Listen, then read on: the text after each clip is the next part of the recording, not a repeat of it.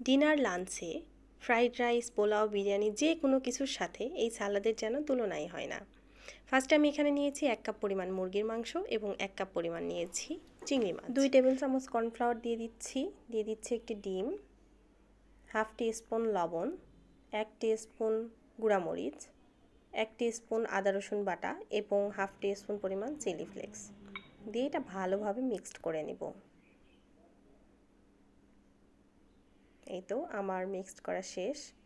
এখন এটা ভেজে নেওয়ার পালা।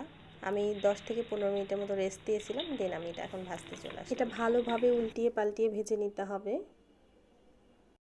চিংড়ি এবং চিকেন ব্রাউন করে ভাজা হয়ে গেলে দেন আমি এটা উঠায় নিব। আর সাথে আমার আরও কিছু সবজি কেটে নেওয়া দরকার।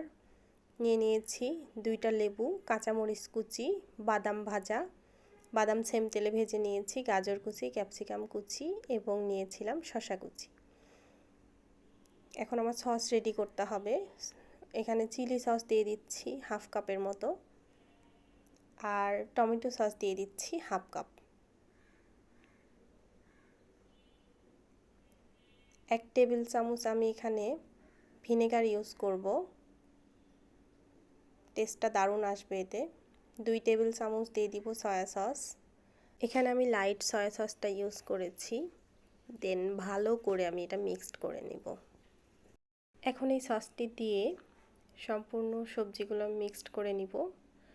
আর হ্যাঁ, সাথে অবশ্যই লেবু 2 পিস দেওয়ার ট্রাই করবেন, কেননা লেবু থেকে অনেক ফ্রেশ একটা সেন্ট স্মেল আসে, যেটা আমাদের অনেকের পছন্দ আর সালাদের টেস্ট বহুগুণে বাড়িয়ে দেয়। পরিবারকে সাথে নিয়ে কিংবা মেহমানকে সাথে নিয়ে অবশ্যই এই সালাদটা আপনারা ট্রাই করতে ভুলবেন না কিন্তু। আশা করি সবার ভালো লাগবে, সাথে থাকবেন। আল্লাহ হাফেজ।